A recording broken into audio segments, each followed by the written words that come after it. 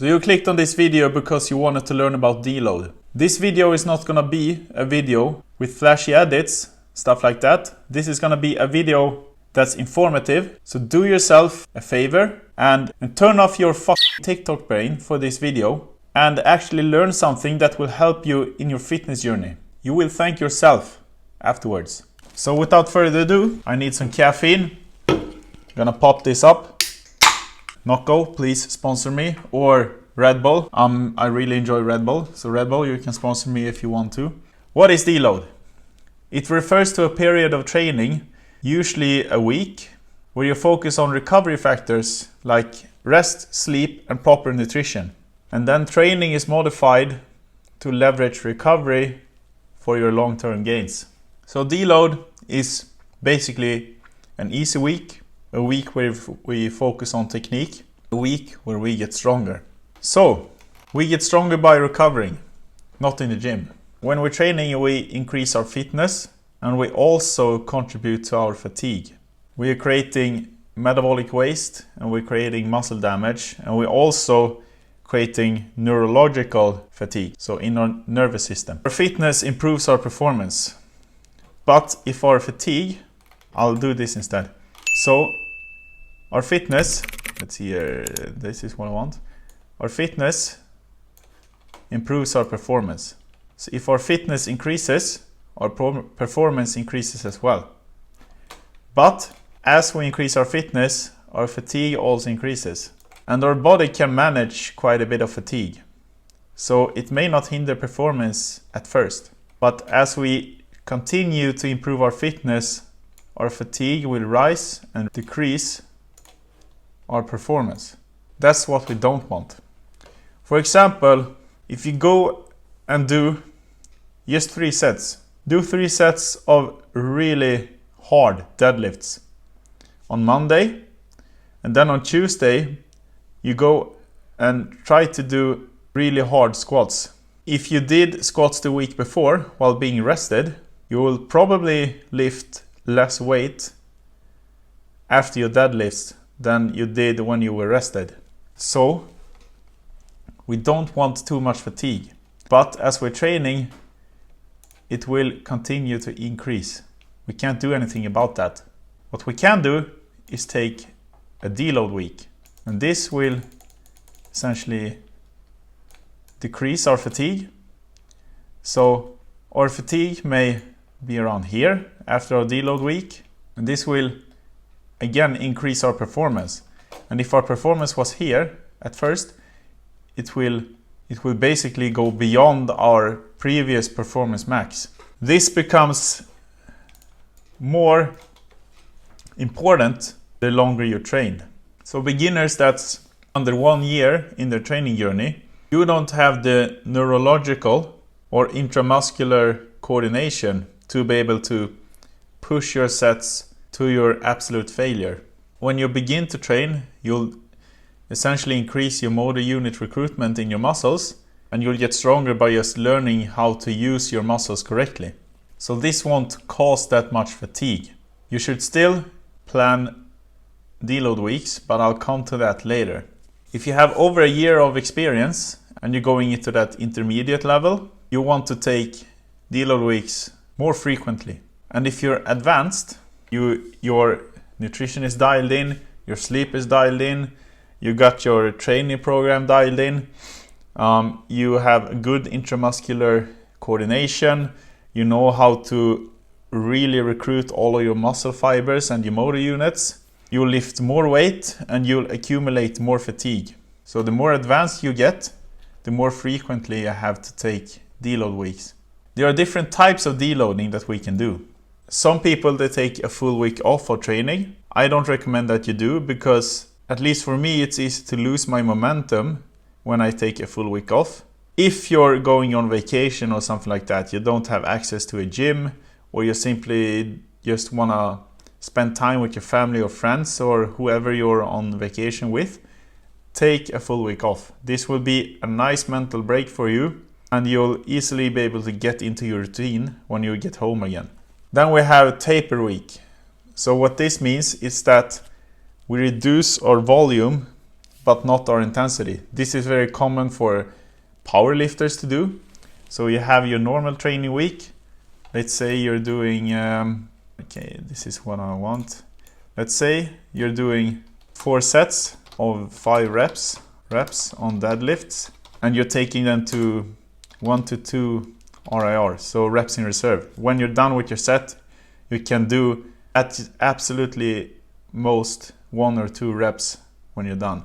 So we don't decrease our intensity, but we decrease our volume. So we may be at, say, 50% of our average volume. So we instead do 2 sets of 5 reps on deadlifts with 1 to 2 RIR, because then our intensity is the same as it was during our average training cycle, but we've halved our volume essentially. And this may be beneficial to do if we're trying to get a max day next week. So say week 1, this is our regular week. We're doing our regular sets and reps. Week 2 is our taper off week. Here we're decreasing our volume, but retaining intensity. And then on week 3, this is our max week. Maybe we got a competition. We want to just try our maxes and give our body the preparation it needs. So here is our 1 RM attempt. That's how we can look for a power lifter. Then we have a standard lead deload. This is mostly what bodybuilders do. So if your goal is primarily building muscle and size, this is what you should do. I think this is what I do. Here we want to decrease both our volume and intensity. So what I'm doing this week, I usually do 6 sessions, pulling legs twice a week. What I'll do this week instead is that I'll do 1 push session, 1 pull session, and 1 leg session.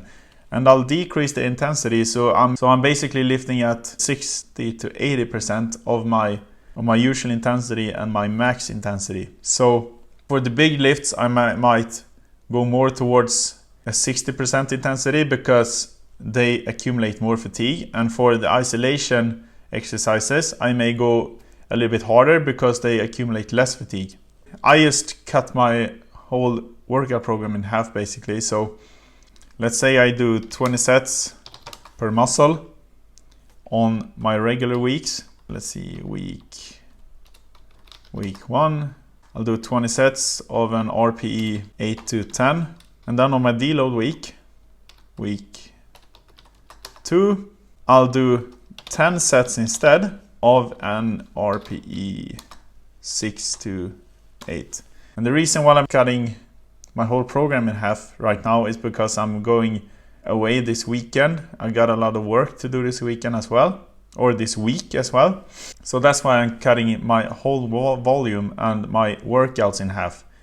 If I would do a deload week on a regular week, let's say I'm doing 10 sets per session on my regular weeks per muscle, I might do 5 sets a session instead. So that's basically what I would do instead. And when it comes to scheduling, some people like to deload when they feel fatigued. I don't think that's a good idea because let's say you're in the groove, you're getting your workouts in, your nutrition is dialed in, you're feeling better and better, and then you hit a plateau. Most people, their first instinct is to go harder, and this is where we need our deload. So I would recommend scheduling in deloads instead, so that when you're in a certain week in your program, you have to take the deload. There's no non-negotiable. And you focus on your form and on your recovery that week instead. So for example, for beginners, now I'm gonna prescribe you here. For beginners, I would say deload once every 12 weeks. So as I said, you don't really accumulate that much fatigue. So for beginners under 1 year of training, do a deload every 12 weeks. And this is mostly to just get into the habit of deloading and feeling comfortable with deloading and really trying to optimize your deloading periods. Trying out different kinds of deloads. Try off a taper week once, try out a standard deload once, and just try a full week off as well. So you kind of get to know how your body responds to the different kinds of deloads. Then you know what you should do when you're more advanced. Then we have trainees that are intermediate, I would say once every 8 weeks. That's probably enough for you. Here we're accumulating more fatigue. We need to take them with shorter intervals than beginners. And if you tried out the different kinds of deloads here, you'll know what to do on your deload weeks. You'll be able to program that yourself. And then we have the advanced, oh shit, that's not what I wanted to do. And then we have the advanced trainees. I would say you probably know this yourself because you're advanced, but shit, can't write on a keyboard. Every 4 to 6 weeks, because you're accumulating a lot more fatigue when you're advanced and you're lifting heavy weights. So once every 4 to 6 weeks. And you can definitely, if you just tried out one of these in the past, of these types of deloads, definitely try out another one, even if you're advanced, because you might find that it works better for you. You want to track your lifts and see if you made any progress. So let's say you don't really make that much progress on a standard deload, maybe you'll try a taper week instead and you'll see much more progress. Thank you very much for watching. If you enjoyed this video, like the video, comment if you tried deloading in the past and which type of deload that works best for you and how often you do deloads, for all the other bros watching this video so they can get some inspiration. And subscribe if you want to see more content like this. You can also comment what you want to see in the future. I'll see you and stay swole.